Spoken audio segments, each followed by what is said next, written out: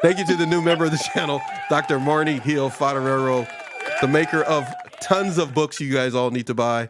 Marnie, thank you so much. And we love your books and we'll continue to promote you. Leon, oh, no way. Yes, sir. So, it didn't just happen. So Leon, it is all yours. Arrogant men versus confident men. What's the difference? Right. And, let's get the woman's perspective. And Leon, tell us about that.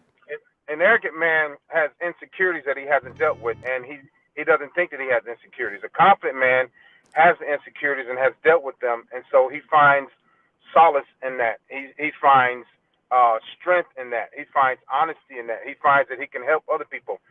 Claudetta probably never saw my arrogant ways. She saw some, but for a long time, the people that met me later on up here in Great Lakes didn't see, or I'm in Cleveland now, but didn't see my arrogant ways. Most of the time, it was the women that saw that, and sometimes I did it because I knew that women liked an arrogant man, and so I misconstrued that with being confident. And so Okay. my thing was, the arrogance was to cover up my insecurities. And when women that knew that I had some insecurities, I couldn't be arrogant around them because they really knew who I was. And I didn't like when I dealt with a strong woman that knew who I was. So I would avoid that woman. I would misuse that woman. I would mistreat that woman to try to bring out her insecurities so she wouldn't talk about mine as much. And that's what people with narcissistic personality disorder and people with mood disorders will counteract things that you know about them, but will use things that they know about you to keep you at bay, to keep you insecure, to keep you hurting, to keep you down, to keep you thinking that they don't like you or love you. And so I did that a lot so that it made to make myself feel more confident. So we talk about this thing called false sense of reality, but we don't talk about it. We just throw it out there. Narcissistic men and women have a false sense of reality until they meet somebody that knows about their false sense of reality, and then it becomes a true sense of reality, and so they become arrogant and they suppress their inept ways, their insecurities, so that they don't look bad, but they also feel bad. Because I knew the truth about who I was anyway. But when I did this false sense of reality thing, when I was very arrogant, it got to a point where I started to believe who I had become, and I wasn't really that person. So in the military, you can get away with it. You can hide behind your rank. As a celebrity, as an entertainer, as an athlete, you can hide behind your talents, right? You can hide behind the amount of money that you make because people like those things. So in essence, I could be this fake person and you not even know it because I have all these people that are kissing my butt or wanting to kiss my butt, and that's what they saw. They saw the fake person, but the real person, my ex-wife knew the real person, so I couldn't get anything over on her. So my thing is, an arrogant man is really insecure. A confident man has insecurities, but he's okay and he's working on them. I didn't work on any of my insecurities. That's you, Claudetta. I agree. They just covering up they trying to hide behind bullshit, basically. It's a facade, and it's unhealed trauma. Right. Everybody's got something. The levels are different, but I think that when it comes to arrogance and the inflated egos, you're trying to cover up the pain and the hurt that you feel. Right. And it's easy, I think, for some people to put on these facades as opposed to doing the work to become better, healed, whole, and being their authentic self, as opposed to walking around being fake and disgusting. So Claudetta said something very, very poignant there. She talked about pain, and my pain was because of my mother. But I blame my mother for everything until I went into therapy. When she says pain, that's one of the top things that I hid from. It was the pain of not knowing. It was the pain of not being able to love. It was the pain of not being able to hold hands. It was the pain of not knowing how to take care of a woman outside of the bedroom. It was the pain of not knowing how to communicate. So she's right. That pain is huge. And when women say pain, oh, he's hurting, his pain, it's a pain of not knowing, not being able to. So you can say, okay, Leon, we can have intercourse, and I'm comfortable with that. But afterwards, Leon, can you hold me? Leon, can we talk? I didn't know how to do any of that. I had intercourse, and once I did what I did, my emotions were gone. And so that was the easiest way for me to deal with the pain, because sex it's like a woman that becomes a woman of the night, right? They don't want to make money being on the streets, but they suppress their pain by abusing themselves, but not thinking that they're abusing themselves. They make other people happy by selling their body, and then they turn around and do drugs to mask the pain, because the pain is still there. Claudette is right; it's a pain thing, and instead of facing it, what do? They don't go to therapy, because it's pain. Therapy was painful for me. 1 week we talk about forgiveness. I had to learn how to forgive. Next week we talk about how to reconnect with my mother. Next week is apologize to my uncle that touched my penis. So it's pain. She's right, but there's a lot to that pain. She's 100% correct. I'm sorry, I didn't mean to go off on a tangent. It's okay. It's okay. I mean, that's what we're supposed to be doing, and that's something that people need to hear, because a lot of people don't realize that they are suffering from unhealed trauma. They're just, I will say, for me, I know I just went through my life on autopilot, and from a very young age, I learned to mask my pain, to hide it, to not reveal it, and then to just go on with my life. And then at some point I just felt like it was normal. You have girls' nights, and you start talking about things. And I would notice that in the conversation, a lot of the commonalities would be centered around our traumas, our sexual traumas or our abuse or toxic relationships. So at some point, I think I just thought that shit was normal. Like, and so, whatever, right. Everybody else is going through it. I'm just another day that ends in day. Let's just keep going. You see what she said? And then there's a stigma with us too. Right. She talked about the sexual trauma. I'm sorry. Yeah. I keep jumping because she's saying things. It's a good trigger. Don't get me wrong. But she said sexual trauma. Right. She said sexual trauma, Paxton. We don't talk about that. So when I get with somebody like Claudetta, right? Or say for instance, it's a lady that had sexual trauma like Claudetta, and I had sexual trauma as a man, right? I have to be careful with how I approach her, but we still have sexual trauma. But in that sexual trauma, there were addictions. There were sexual addictions. And so, and that sexual addiction I had, because I was touched by my uncle, I was touched by my cousins, I was touched by my babysitter. I liked the fact that they were touching me, but then I was traumatized. So now, instead of seeing a woman for her education, for her goals, for her aspirations, I saw a woman for her body. So that was sexual as an trauma. object. She was just an object all of a sudden. Yeah, right. So Claudette is right. It's that sexual trauma. When we get treatment for it, you start reflecting and think about it. But before you get treatment, she might have just wanted to be with a guy in a sexual way in a certain way, or not because of the sexual trauma, right? Because of the sexual trauma, my cousin used to always grab my face and kiss me. When I started having girlfriends, they come here, Leon, let me, and they would grab my face. I would get triggered by that, and I could never tell anybody. So she's right. The sexual trauma is deep. It's very deep, and we don't talk about it enough. And then to add on to that, there are other elements that go with that, right? For our community, for the Black community, there was a stigma. When I was growing up, nobody talked to us about therapy. For one, I grew up poor. So when you live in poverty, your meal is the focus. You can barely put food on the table. So ain't nobody thinking about therapy, because that's something that we couldn't necessarily afford. It's almost the same as like, well, I'm not going to talk about that, but that is an issue, right? Let me toss this in real quick for everybody, and then keep going. Everybody, if there's something they say they're not going to talk about it now, you will have it as a part of a discussion when they have their live event. And she knows what she wants to say. So just don't think we're not going to ever talk about certain things. They're going to bring it up in their live event that they will have. You'll all get notified when that happens, especially if you're a member of the channel. But go ahead, please.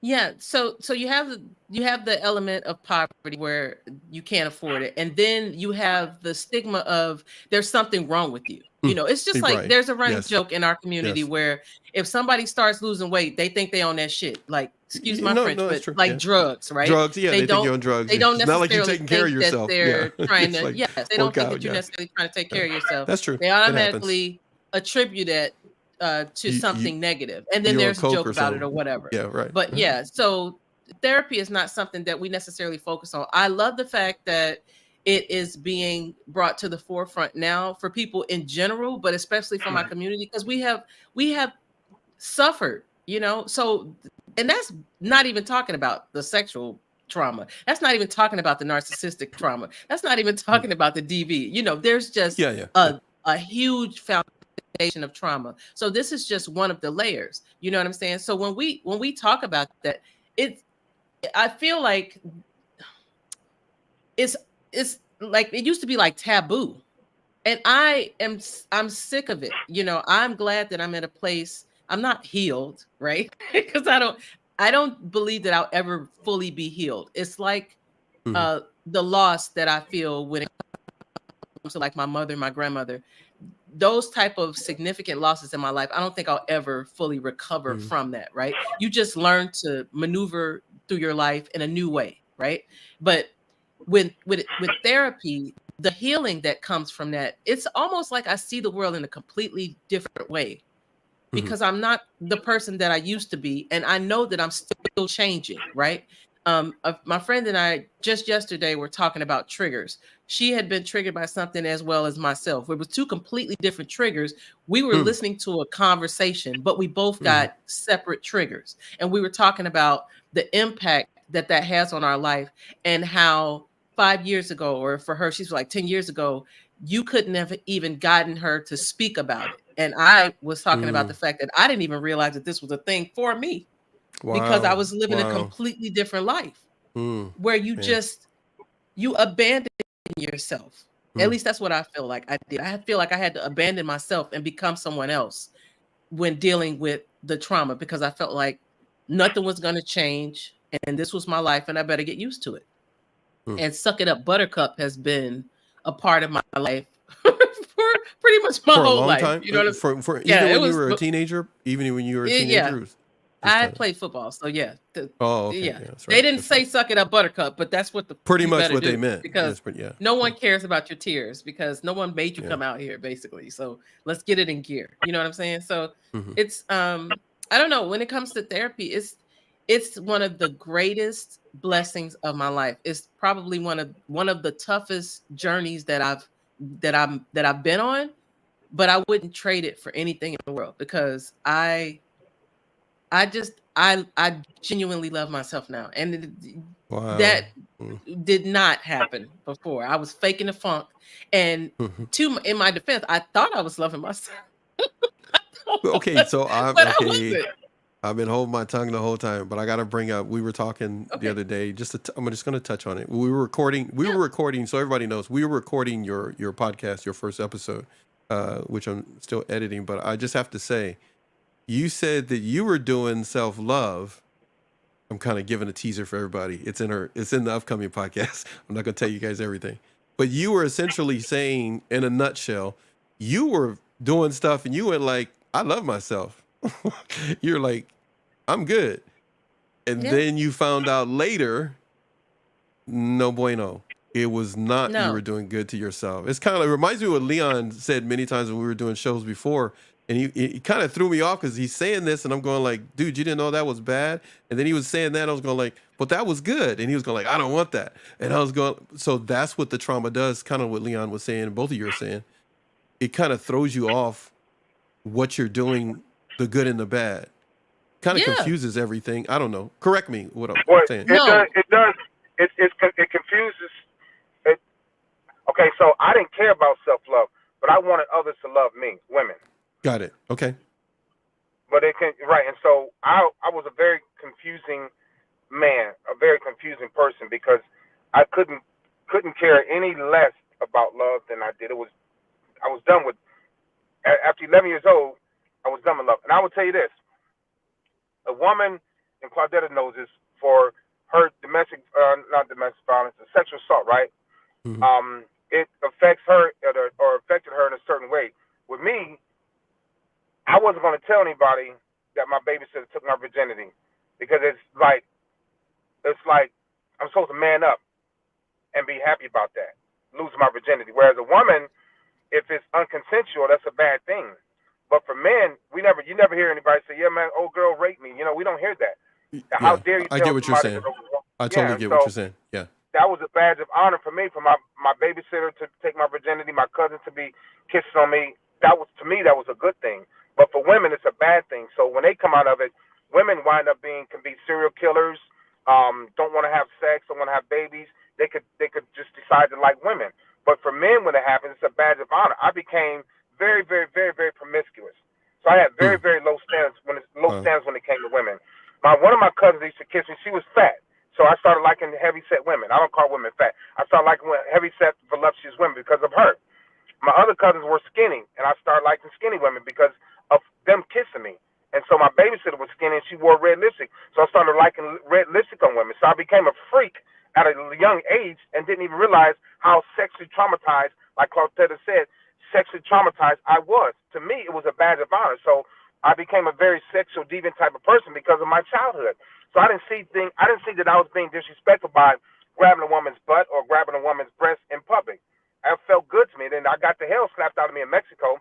Luckily, I didn't go to jail for, that's sexual assault. Because years Mm-hmm. later, you come to find out, she Yeah. knows it's sexual assault. Now, sexual assault is the attempt. It's an attempt. But I was groping women and didn't realize getting slapped and drinking, and then the women were still out. Either they liked it or they slapped the hell out of me. So the sexual trauma I saw totally different because I wasn't educated. Like she said, we don't talk about it. Claudette, And you then were going to say? and then also don't forget, like Liam was talking about, a promiscuous male is considered the man. I remember when I was Yeah. growing up, and the more women that a guy had, it was like, oh yeah, what up, bro? Oh, he a player, he a Mac and all that. But if a woman does that, then she's a hoe. Yeah, The double exactly. standard is crazy when it's all toxic. You understand what I'm saying? And I know for me, the toxicity is what I was basically like drowning in, right? So that's all I knew. But I didn't know it was toxic because that's all I knew. You know what I'm saying? I didn't know anything Right. else. So until my horizons had been expanded and I was educated a little bit more, until that happened, I didn't know any different. So once therapy came into my life, well, I'm not going to say once therapy, because before therapy came into my life, I came to the realization that the things that had happened to me were horrible. Now, I didn't know how to necessarily process all of that, but I grasped the awareness of what that was. Therapy was really what busted everything wide open. And now it's almost like I'm thirsty for more knowledge, more understanding, more forgiveness, more care for myself, because I feel like I'm delicate. Like I don't know how to explain. Like I'm delicate, but don't play with me. You know what Okay, I'm but saying? Like, were you more the don't play with me and no delicacy? You weren't considered soft. Were you you needed to be hard all the time before yeah, therapy, I've never. or what? No. I have I have had a rough exterior my whole life. I Oh, grew up a okay. tomboy, Hmm. but I still liked doing some of the girly things. I didn't necessarily like wearing dresses because I felt Hmm. like that made me vulnerable. Hmm. But I I get you. like doing girly stuff, like playing makeup. From the abuse, the Yeah, assaulting that made you feel vulnerable to dress that way. Correct? yeah, Is and that what you along mean? with a Okay. lot of other things, being by Okay. myself, Yeah. Yeah. hanging out with girls. I felt like I needed to be around a male that I trusted in order to feel safe or whatever. So yeah, Got it. all of that Got it. stuff Yeah. came from that. But then, like I said, as I grew older, I think something inside of me just clicked, and I started to do more. I started to come more into my feminine energy, but I would turn Hmm. it on and off. You know what I mean? Like a male that I was involved with would that I felt comfortable with would see me in all of my vulnerability, right? All of my Hmm. softness.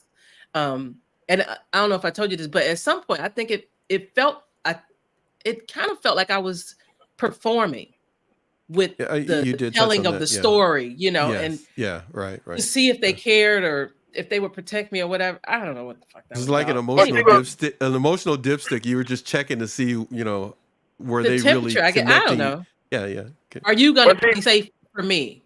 Are you going to be safe Basically. for me? Yeah. Right. but Yeah. see, hey, Pax, with Claudetta, in her job in the Navy, engineer, she had to be hardcore. One day she could be nice, Yeah, for yeah. a few minutes, and then the next day, the next hour, she's got to be rough and tough. Then she's got to Yeah, act like a mother, a aunt, a sister. You're talking 20 years of this as an engineer for anybody, yeah. especially women in engineering. They get looked at differently, you know. And if you have a woman that's an Yeah. admin in the military, they look at her differently. Let's see a woman as an engineer, they look at her differently, you know. So, but Claudette was also Yeah. surrounded by people like me and other men, and we can say, nah, he ain't right, he ain't right, he ain't this, he ain't that. So she knew what she wanted, she knew what she had, she knew who she was surrounded by, but she knew what her capabilities. So she can go to work one day and have to be a mother figure, right? And she can go to work another day and have to be a rough, tough woman because this girl just got disrespected by a guy. So she had to go into being her Chicago gangster stuff. So she has a lot of things that she had to become, and that's after a while it just wears you down in the military. You know, you got to do all these things. You got to be a Mm. mentor. You got to be a mother to your own kids. You got to be a wife, right? You got to go through a divorce, right? You got to Mm. help other people go through the same thing that she's going through. She got to teach women how to take care of their bodies. She got to teach women about their cycle. She got to teach women about writing evaluations, awards. It's a people in the military, women in the military do 10, 15 things in one day. And then people look at them, oh, you hard, you tough, you hardcore, you're masculine. They're not masculine women. They're in a masculine situation or in a masculine field in the military, and they have to be a certain way, and then they have to, adjust to that, and then they have to take care of themselves, which a lot of them don't. When it comes to dating, when it comes to self love, self care, because they're giving all that to other people, and they helping other people get promoted, and they helping other people deal with their spouses at home. So she deals with a lot. Well, a woman in the military, not just engineering, but her being an engineer just made it even rougher for her. There, there are, Thank you, there Leon. are, there are so many parts to you, Claudetta, and kudos out to you again, Leon, for highlighting this because a lot of people don't know it. We individually and collectively have talked in private about these things, but I'm glad that we're able to do this. There is a question in the chat we're going to need to get to in another statement from Dr. Marnie Hill Fodorero. We're going to get to Marnie's thoughts in just a second. But Claudetta, I'm going to ask this question. A lot of it merely stems from our conversation the other day. Feel free to touch on it. There are still parts of you that are still kept to you that even Leon may not know, that you've gone through different things. What is it that you can say to a woman right now, irregardless of skin color or community? One thing is for sure, there are things that women go through, not just certain women, that women go through that their families and close friends know nothing about. What advice do you give them so they can hold themselves together the best they can to either seek therapy or other things? And I see my guests, by the way, if you're ever wondering if you're passing through this now, I can ask them 14 different compound questions and they can handle it. So feel free to share any tips or advice for things that close friends don't even know that you've gone through.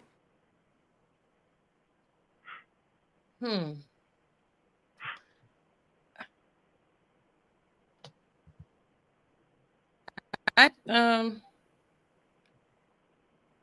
I don't necessarily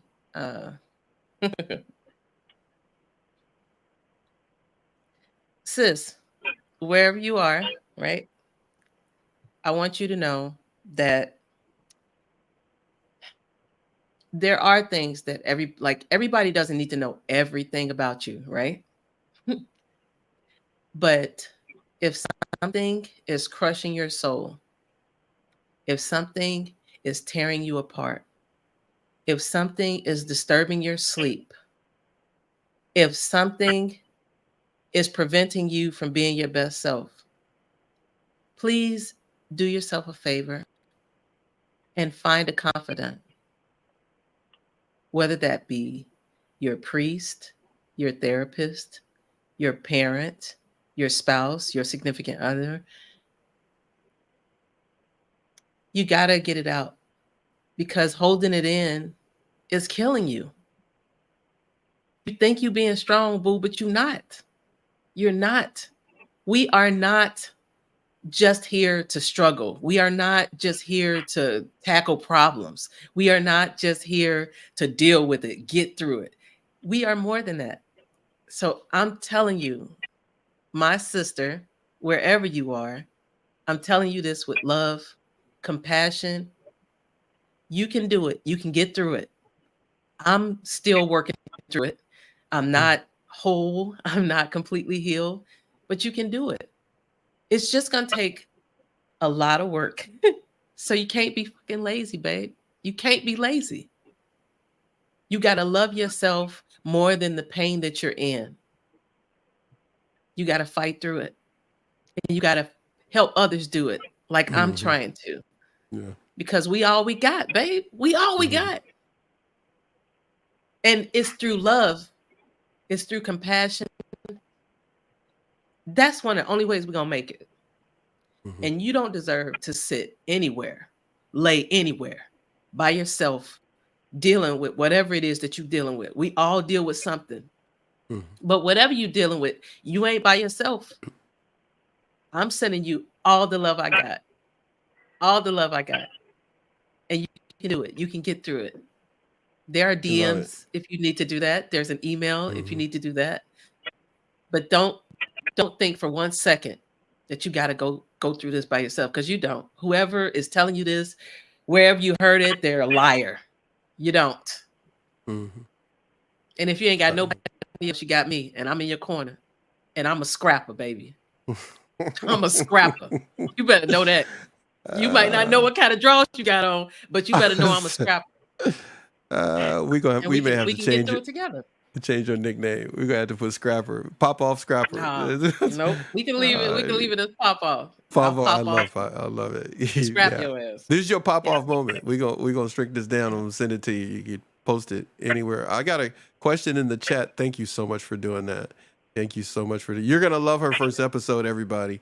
But this, I'm gonna put Leon up here and torture him now.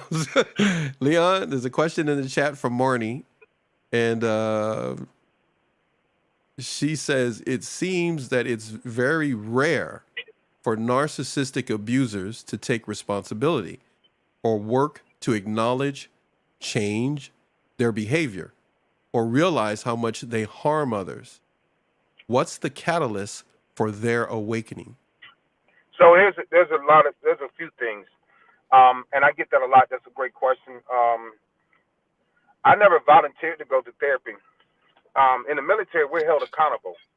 So if you sign, so my therapy started when I was getting my second phase of therapy started when I was getting my retirement physical. You go to ear, nose, and throat. You go to the dentist. You go to chiropractor. They check your whole body, and then your last for me it was, hey, you got to check in with the psychiatrist. And I was like, I'm not going. Hell no, I'm not checking in. Nope.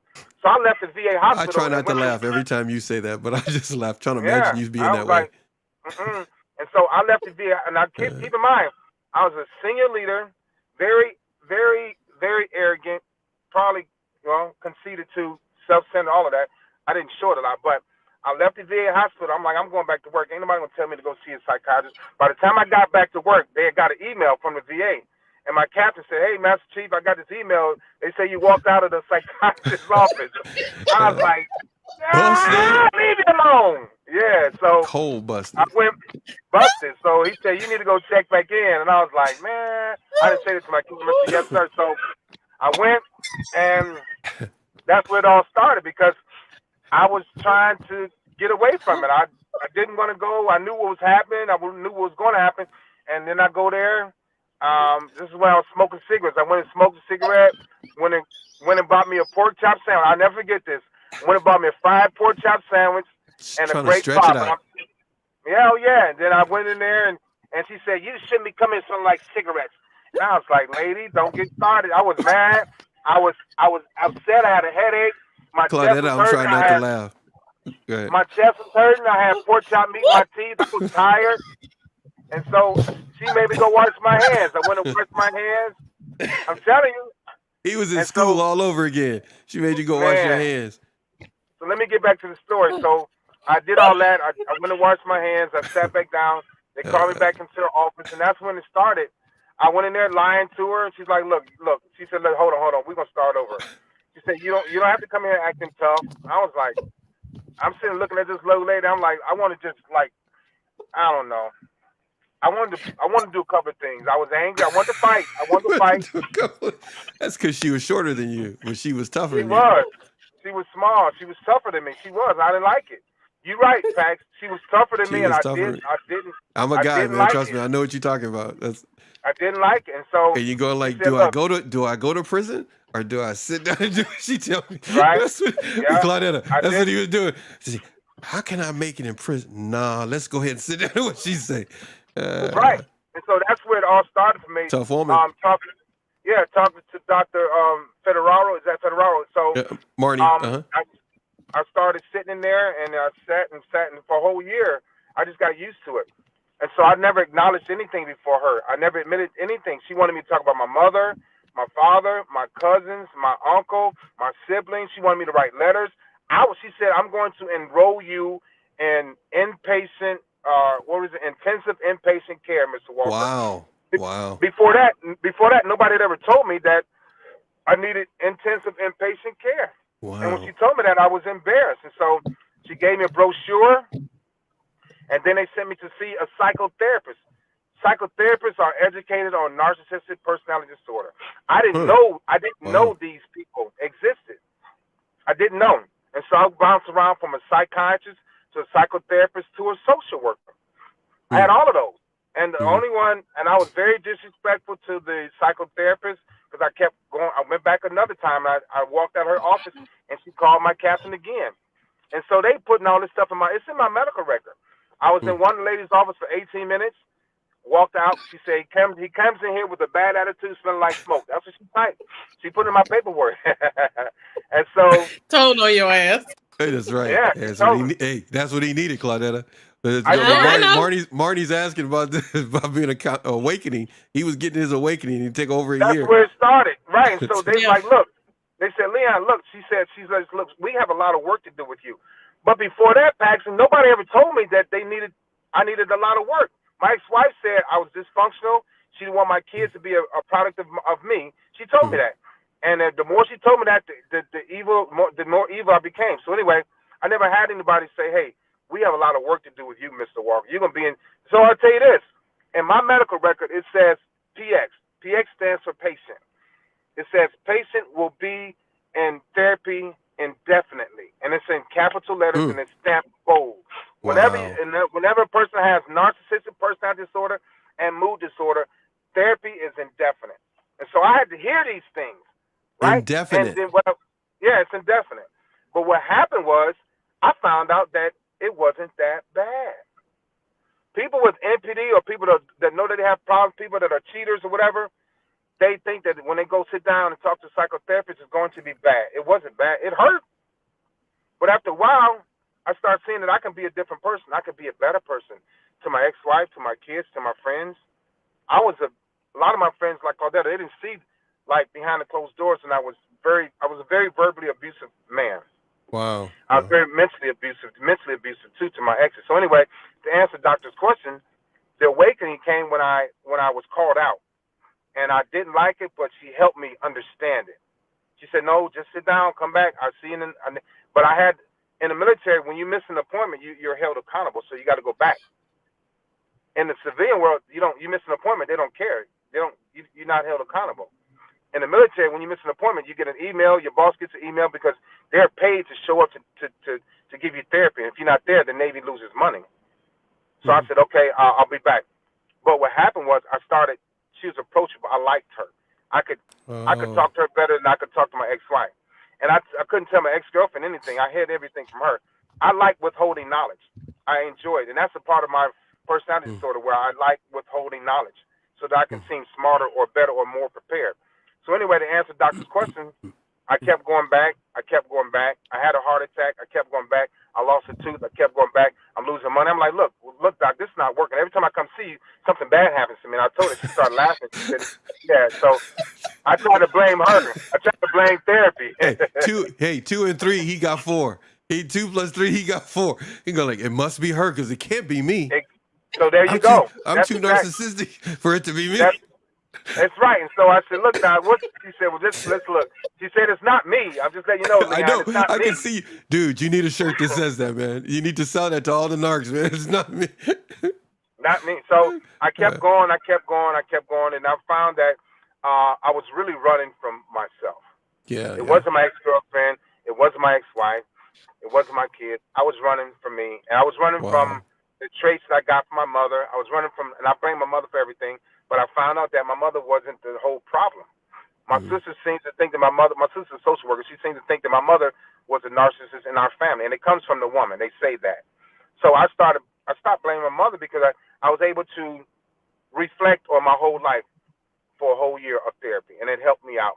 So that was my awakening moment because I got a lot of answers. And my therapist told me, she said, you've been carrying this anger from your uncle and your cousin and your babysitter. You've been carrying this for 40 years. Wow, man. She told me that. And Dude, I was like, and she said, this is what she said. Just imagine, Leon, Mr. Walker, how much more successful you can be without this baggage. So I was still getting promoted. I was still getting awarded. I was Sailor of the Year 6 times. I was overbearing. I had to have my personality disorder is grandiose. I had to have that external motivating factors so that I can feel better. But my happiness was always short-lived. And so she said, just imagine how much more of a better person you can be with therapy. Because I thought I was a better person because I was a master chief, I was a command master chief, I was making $120,000 a year. That to me, that was a better person. But that wasn't a better person. That was the external factors that were making me feel good inside because I was unhappy about me. But I didn't know that I was unhappy about me until I went into therapy. So she said, just imagine how much better you can be with this therapy, with letting go of the 40 years of drama and trauma untreated, Mr. Walker. How much better can you be? I said, I don't know. I want to find out.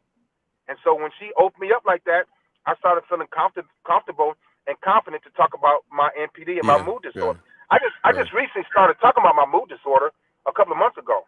I was ashamed of that. And so she taught me how to say, hey, this is who I am. And so that was my awakening moment to realize that because my uncle was touching me, I was still angry with him for 40 years. And he had been dead. So people, my two cousins, one was murdered and the other one died from alcoholism. They were dead, but they still rented space in my head for 40 years. This part of your life, this awakening that happened, and everything that happened before the awakening, it wasn't really something you talked about with the women in your life then? Never, ever. Never. I started talking about this 3 years ago. My ex-girlfriend said, you need to start doing videos. I was like, no, the hell I don't. I'm not. And I did a video, and I was like, no, oh no. I'm trying not to laugh, Claudetta. I can only imagine that conversation. He's like, no, I'm good. Yeah, I did a video, and it went viral. I started getting called names, and I blamed her. Again, I wasn't ready to. Your mom, right. You mean? Yeah. My ex-girlfriend, I blame her for making me do the videos, and it went viral. Dead. She dead already? She was dead by then? Oh, Lord, the ex-girlfriend's still alive. Yeah, your mother. You blamed your mother, you mean? Yeah, my mother died in 2012. No, my ex-girlfriend is the one that told me to start doing these videos. Okay, I got it. Okay. Yeah, when I did a video, it went viral, and the people started calling me names. I blame her. So you got mad at her. Got it. Yeah. Okay, yeah, so you told Marnie how the awakening happened. I want to touch on some more with you, Leon, in just a second. But Claudetta, you got something from Marnie too. So let me switch you guys around here. This is for you. You can approach it any way you like. The doc says, Claudetta, therapy seems to have had a positive impact on your healing. Not many take that step to work on understanding their trauma. Any thoughts on that? Zach. I mean, what made you take the step? Great compliment, though. What made me take the step was that, I've been reading self-help books pretty much my whole adult life. But I just got, I promised my mother on her dying bed, she asked me to take care of the family, right? And she was doling out assignments and shit, whatever. And my assignment was to take care of everyone. And I swore to her that I would. And when she passed, I was like, I don't got to keep my word because I don't want to live anymore. So fuck it. I'm ready to go. My sister asked me, I was ready to just drive. I didn't know where I was going, but my plan was to pack my car up, drive wherever, find somewhere, kill myself, whatever. That was it. My sister asked me to stay, and I got a house, but I still was in that dark place. Hmm. And I got tired of feeling like crap, man. Like I, it was my sister, it was her kids, because I was watching her kids. Hmm. And anybody that knows me, like I have a bunch of different roles. Like I'm a mentor, a sister, a mother, uh, cousin, all those different roles, and I try to Hmm. take them seriously. And I felt like if I'm going to be a role model, then I need to get my shit together. I need to do something. Hmm. At Hmm. least start, fake it till you make it. Do something, because Hmm. I can't stand hypocrites, so I can't be one, right? So I had to do something, and I just when you go to the your military appointments, right? Whenever I go to my appointments, they'll ask you things like, have you felt like harming yourself within the last month or something like that? Whatever. I can't remember the exact verbiage, right? But I was asked that question at one of my appointments, and I was honest, and I was just like, yeah, I made sure I let them know I don't want to harm nobody else, other than the people that like the road rage stuff, but whatever. Hmm. But Okay. myself, yeah, I wanted to harm myself, and I had been asked those questions before at Hmm. appointments, but nothing happened. And I have said that I wanted to hurt myself, or I've had negative thoughts or whatever, and nothing happened after I said that. But this time, after that appointment, some days later, my phone rang, and it was someone from the hospital, and they were asking, and I felt like somebody cared. So I was like, I don't know what's gonna come from this, but fuck it, Hmm. I'll make an appointment. In in in my in my thought process, I was just like, this is just another thing that they do, right? First they went from asking the question and not doing anything to now they're asking the question, they're gonna call, but they ain't gonna do shit. So I was like, whatever, yeah, yeah, sure. Would you like an appointment? Sure. So then I made an appointment, and I got and I had what I guess I think we could call an intake interview, basically. And after my Hmm. conversation with the intake counselor, um, it was deemed that I needed to talk to someone about military Hmm. sexual trauma, Hmm. sexual assault, domestic Yeah. violence, blah blah Right. blah blah, Hmm. PTSD, and that's what got the ball rolling. And then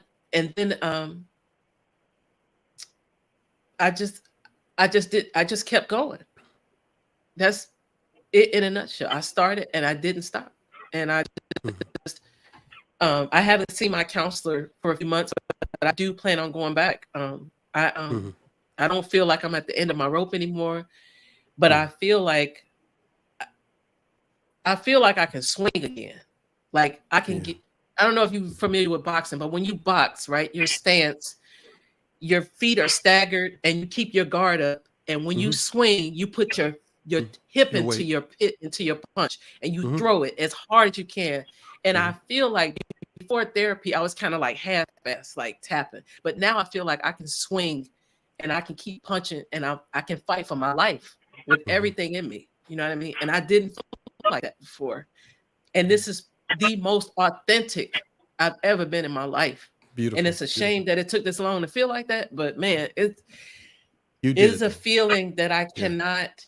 There are no words. I guess there's some words somewhere. I don't know where they are, but um, They're in your there is. podcast, and everybody's got to listen to it when I'm done editing, and we keep making them because I've Yeah, recorded with a it's lot of good. different people, and I'm gonna tell you this, everybody. She the only one make me want to cry. Recording a podcast. You Hmm. did you got me good, and I held them because I was trying to do the recording, but You can cry and push but buttons at the same oh time. I pushed, I do it all the time. I do, especially when especially when I go back and have to edit old shows. I sit there and start crying for the people telling me their story. But I'm telling you Yeah. right now, everyone, Marnie included, Marnie with a great statement and compliment, but it's very eye opening to meet someone like you. But the way you talk about Leon is also very encouraging in what he means to you and the encouragement. But Yeah. with all due respect to you, and Leon, you had no idea. I was going to say this. Nobody has. I'm just saying to you, with all due respect, your mother would be highly proud of you right now. Extremely proud of you. Because for the things that you have experienced, that many don't know, I don't even all know. I'm telling you this. You're helping people, and you will always help people, especially with that book, Tough Love. Because the awareness you bring to this subject, and Leon, let me get back here, everybody. Put this in here like this. Leon, the things that you've done, it's not about who gets upset with either one of you or they feel the conversation is too strong. Let's bring, because really right now it's 4 people doing the show, because let's bring Marnie in. Marnie has this at the bottom for all of you. Great advice. She was highlighting that when you were talking earlier, Claudetta. Great advice. Mm-hmm. You got to love yourself more than ... Yeah. So- Whatever so- that is, because I Go use ahead. a lot, Doc. I use a lot. I think you Doc. just did it when you Because- sent me the thing before the show started. You went, oh, like, cool. Yeah. Because did. I know. sometimes there's more than just one thing to talk about, and then to list 50 things, sometimes it just, to me, Yeah. enough is enough. So you have to, everybody, wherever you are, remember that you got to love yourself more than whatever your ... is. Whatever mine is, pain, trauma, betrayal, Grief, deceit, things of that nature, grief, loss.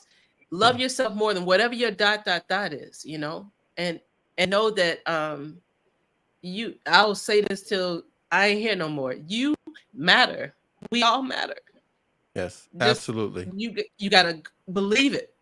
Yes. And if you struggling or you trying to figure out, if you're gonna make it through Yes. the day, just focus on the next breath. Your next breath. Just take Don't it. pile too much on that plate. If you feel No. yourself falling short, feeling short, all the above, Leon, I mean to be cutting in. I know you may want to say something too, but don't give up. Whatever you have to do, go, Leon. I No. got something for you too in a moment, but go ahead. Whatever you do, don't quit. Don't quit. Jump into some chat. If that chat doesn't feel good to you, or look for Leon, you said it earlier. A good trigger. Find some place where you feel a good trigger. Find some place. Leon, I got something for you in just a moment too from Marnie. But go ahead. You want to say anything, Leon? I'll just put it up. No, I was letting you go because I know you said you only have 45 minutes, but I'm good. I'm listening. Yeah, I got this one right here for you, Leon. Dr. Marnie says you are much more intelligent and introspective than most. What'd you tell him that for? Doc, yeah, exactly. Don't be telling him that, Come on. Marnie. What's up with that? No. We Scratch both that. stuck with him when you gone. You gone having a Scratch good time, Marnie, and we stuck with him. His head's gonna be so big. Okay, I maybe the know. military. Maybe. No, wait a minute. I take that back. You gonna be stuck with him, Claudetta, because he gonna be calling you up. Hey, you guys good. All right, so maybe the military structure helped you. Sounds like you worked with a very competent therapist. He had more than a therapist. I think he had an excavator, an emotional excavator with a big old heavy duty equipment. She pried him open and started pulling stuff out that he had to look at. She was good. Yeah. She was good because I listened to her. I started liking her. I got used to going to her, and it felt better because I started liking not telling my ex-wife anything. I was a hoarder of information. Information she needed to either protect herself or at least be able to get help with you or help the children. All of that. You became this emotional threat in not giving her that information. I got to do something because Marnie wasn't finished there with that statement. She had this also for you as well. So glad, man, you got 3 hearts and everything. I don't even get 3 hearts, and it's my show. No, I'm just cheating, messing with you. So glad. This is wait, Claudetta, this is the way it was when he came on when I was on Instagram. And it's like, Paxton, can you just step out of the way? We love, look at him, look at his face, look at his face, look at his face. I like messing with him. Look at his face. He got like, I got the fans. They're all over the world. Look at his face. Look at his face, Claudetta. Make sure, hey, you should say that to him every time when you guys go out to get something to eat, or when you see him, go like, he's the man with the fans. He's got fans everywhere. But he does wear a bulletproof. He does wear a bulletproof vest when he goes out, so just in case. So glad you took that phone call and made that appointment. You are supposed to be here, and your voice matters. The help the help you're giving others is having a ripple effect. Man, there you go. You need a shirt that says ripple effect. Narcissistic. Right. Hashtag Yeah, Narc3. because I made a decision to go back and keep going back because I quit therapy twice. I walked out, and when I walked out, they annotate the information. That's all in my record. everything. Once you walk in there, how you smell, how you look, how you think, how you sit, because they have to. I forgot what it's called, but I forgot what it's called, but they write down everything that they seeing in you at that moment. So yeah. Hey, I got a question for you. Yo, wait, hold on, Go ahead. Pat. Go ahead. It Yes, just go ahead. made me think about something. When I started therapy, I remember when we had that conversation, Leon, about you telling me about the therapist. This is gonna be good, everybody. Like smoke. Yo, when I was in therapy, my therapist offered virtual sessions. I jumped on that because I hadn't quit smoking yet, and I was thinking about you and smelling like smoke, and I was thinking to myself, that's probably why she don't want me sitting in this office because I fucking stink. So I was like, yeah, we can do virtual. Sure. Yeah. We could do, yeah. Right. See what you did, Leon? That ripple effect that Marnie's talking about. You had a ripple effect on her. She's sitting there going like, I don't want to go down there. Hey, stop smoking yet. Hey, so so here we go. I got questions for both of you. Either one of you can answer. Okay. I was gonna throw stuff on the screen, but we're not gonna do it. I'll try to remember stuff top of my head. When it comes to relationships, some people view it's man against woman. You're getting some love on the screen there, by the way, from Marnie. Really appreciate you, Marnie. I told you this is actually a 4-person show. I got 3 guests tonight. I like this. I love it. Okay, so some people think it's man against woman. I know you guys have a live event show working on it. You're going to put it out to everybody after 2 more of these types of shows is the plan. So is it really man versus woman in a relationship? What's your perspective? Whoever wants to go. Yeah, it's all. I think it's ego versus reality. Ego versus nurturing. I had a problem with reality. I had a problem with nurturing. I had a problem with love. I had a problem with lacking empathy. I had a problem with listening. So you can say man against woman, but it's woman. It's boy against woman. For me, it was. Okay. I don't think that I don't think that we're adversarial in the total context, right? I think that when it's looked at like that, adversarial is 2 unprepared people entering into a space that they shouldn't be in, right? Wow. Because a whole man and a whole woman knowing themselves, knowing what they want for their lives, right? Going into a partnership, a relationship, there's nothing adversarial about that. That's a union, and that's before the I do's, right?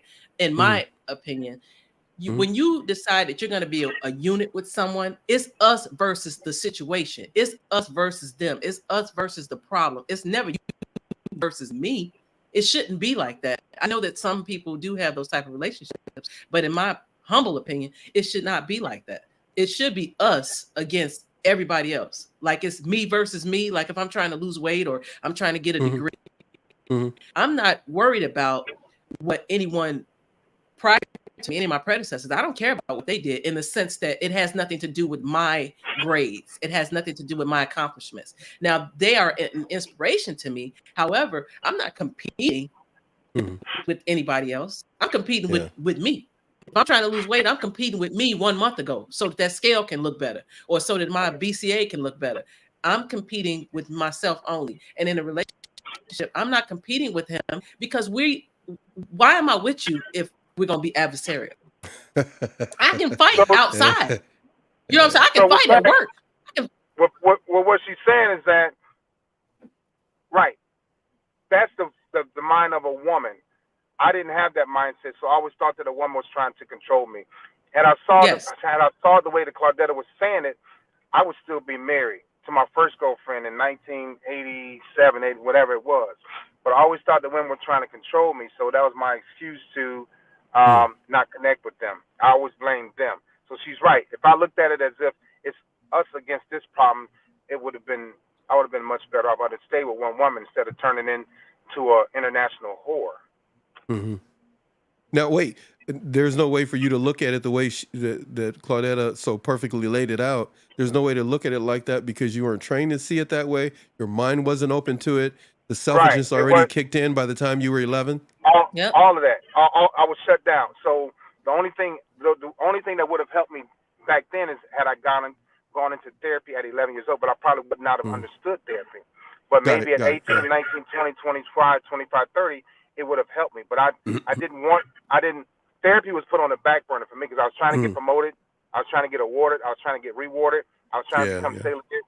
So therapy, I'm like, I don't need no therapy, nothing wrong with me. How could there be something wrong with me if I'm successful and women love me? That's all I cared about. I didn't care about therapy. I'm gonna lose y'all in a minute because my phone is gonna die. Okay, I'm just so letting you know. no, hold on. I I'm got sorry, you. Pat. No, you good. For some reason, my car charge is not working. But anyway, So the fact what she said is that she's right. If a man can understand Claudetta and any woman's introspect on how she put it, the relationship would be fine. But some men go into a relationship thinking that a woman's trying to control them, that she's masculine, that she wants to have everything her way. If we're a team, we're a team. That's a team. She's teaching us from a coaching aspect. Team, it's a team effort, a cohesive unit. So I didn't want that. I was afraid of that, but I did that on purpose so that I didn't have to be emotionally connected to any woman. I could leave when I felt like it, instead of struggling when I left or struggling when she left. I had to be in control of who's going to leave. So in order for me to do that, I'm not going to be emotionally attached to her. Only in the bedroom. That was it. Now, another perspective, I gave the perspective of, I guess, the mature person who's in therapy. Now, broken Claudetta, right? The chick before therapy, I'd had a thought process of what I envisioned for a relationship. I see. I'm sitting there. I was trying not to laugh, and I'm thinking of stuff you told me. I was going like, okay, yeah, please laugh. Please laugh. You had a viewpoint. Yeah, you had a viewpoint. Yeah, but it's from a traumatic stance. You understand what I'm saying? It's from a traumatic person who had never had therapy. It's from a person who is used to toxicity. It's from the stance of a person who didn't necessarily know what safety meant because she had never seen that displayed in front of her in a relationship within her house. I was raised by a single mother. But you thought you were in that space. Went and got she some thought milk she was okay. Go ahead, Leon. Back. We're gonna end it before your battery goes, but go ahead. You hear she said safety. That's very important. Yeah. People understand that safety. Absolutely. So my safety was survival. My survival was not loving, not caring, lacking empathy, right?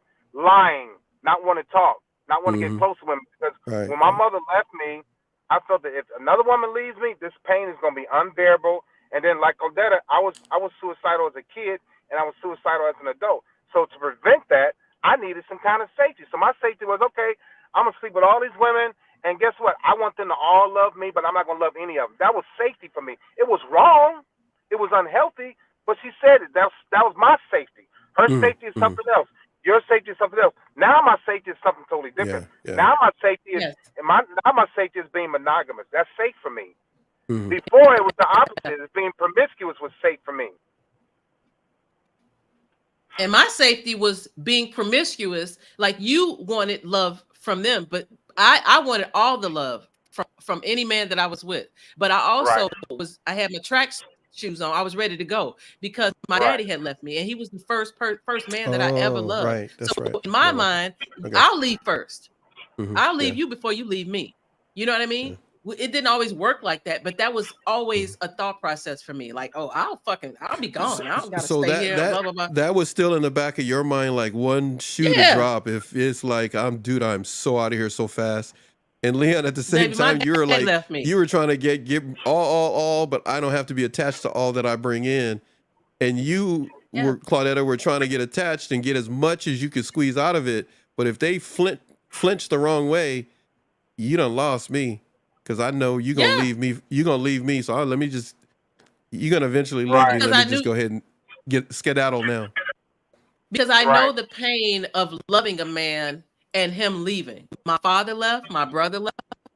So I know what that pain felt like. So in my mind, to protect myself, I'll leave first. The pain's still there, goofy. But I left first. So I was like, I'm one up you. You know what I mean? It's a very twisted mentality. I beat you to it. But I'll hurt you before you can hurt me because I can be protected by that. Because I felt like it was less painful if I left you. But if you leave me, then there's something wrong with me because I'm thinking there was something wrong with me while my daddy left, something wrong with me while my brother left. It had nothing to do with me per se, but in my mind, I'm thinking I was selfish in my thought process. You know what I'm saying? So it gotcha. had to be me, you know. But I had my shoes on ready to run. Like, if you think you're gonna leave me first, you got another thing coming. Bye. You're just like, bye-bye. Okay, look, everybody who's watching this, passing through all the above, please connect with Claudetta. You'll see a lot of stuff in the video description here for this video, how to connect with her and other things. Make sure you go out and purchase her book, Tough Love. She's the author of that book. Connect with the Pop-Off Queen. It'll be to your advantage. Leon is a staple across social media. You can always find him somewhere, or just, again, look for hashtag I hate Leon. You'll be able to find him somewhere. I just made that up. It's not such a thing. Well, I hope it's not such a thing, but anyhow, look for Leon on TikTok, on Instagram, but of course on his YouTube channel. Both of them have YouTube channels. We're getting out of here right now. This is not how I necessarily wanted to end the show, but I tell you right now, Leon had something set up. He was not going to be doing it in his car. Things happen, you guys, and we're doing live streaming. And I am so glad you wore the hoodie. I was going to put mine on. And I know we're one of these days, Claudetta, we're going to have a show on menopause. I've done it once before on Instagram. I haven't done it yet here.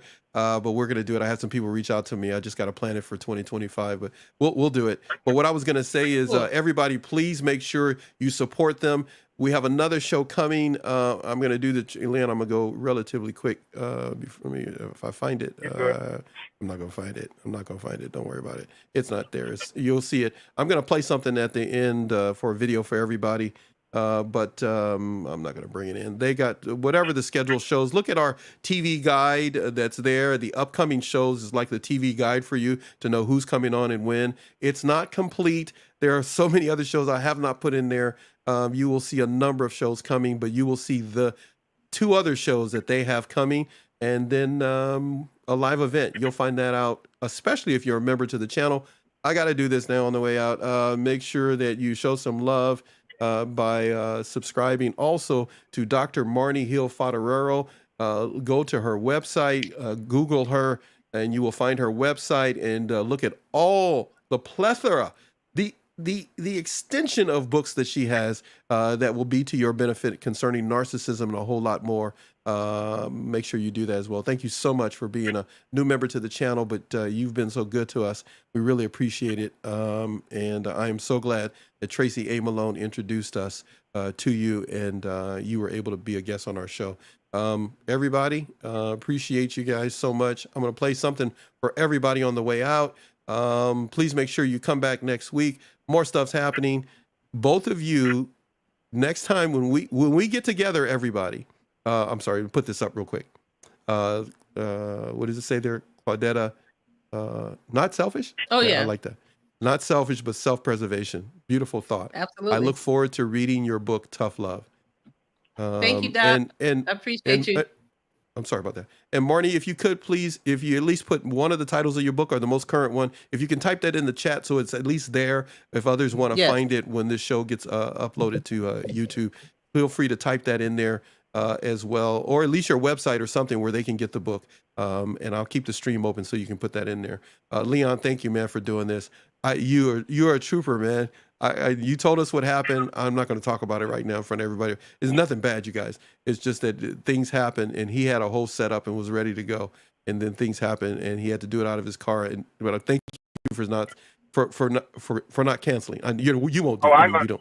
I don't even know why I said that to you. That was a dumb statement, but you've always been there whenever we needed to get a show on and help and get the help out to the people. Claudetta, you're a beautiful person. You are absolutely a beautiful person from inside out. Thank you. I told you, only once has somebody got me in a recording and made me cry. Once, and that was you. Absolutely. I love talking to you the other day. I look forward to recording your 2nd, 3rd, 4th, and all the other episodes. Everybody, enough of me rambling. I got a video for you on the way out, and then I'll see everybody around. Support Claudetta. Support Leon. You don't have to agree with them, but there may be something a la carte that you can pick out of there, or you can send someone else to them, and they can be uplifted and inspired.